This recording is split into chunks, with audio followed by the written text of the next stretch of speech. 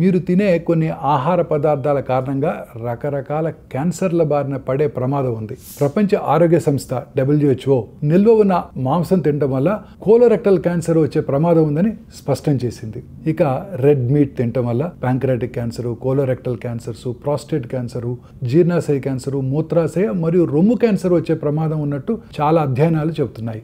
వేయించిన ఆహార పదార్థాలు అంటే ఫ్రెంచ్ ఫ్రైస్, పొటాటో చిప్స్ వంటివి అధిక ఉష్ణోగ్రతల వద్ద వేయించడం వల్ల అక్రైలమైడ్ అనే ప్రమాదకరమైన రసాయనాలు విడుదలై అది క్యాన్సర్ కు దారితీసే ప్రమాదం ఉంది. వేయించిన ఆహారాల్లో ట్రాన్స్ ఫ్యాట్స్ ఉంటాయి. ఇవి గుండె జబ్బులు, క్యాన్సర్, డయాబెటీస్ కూడా దారితీస్తుంది. అంతేకాదు gastric cancer, laryngeal cancer, prostate cancer, రొమ్ము క్యాన్సర్ వచ్చే ప్రమాదం కూడా ఉంది. కాల్చిన జంతువుల మాంసాన్ని అధిక ఉష్ణోగ్రతల వద్ద కాల్చి తిన్నప్పుడు heterocyclic amines, polycyclic aromatic hydrocarbons వంటి క్యాన్సర్ కారక రసాయనాలు ఏర్పడటం వల్ల క్యాన్సర్ వచ్చే ప్రమాదం బాగా పెరుగుతుంది.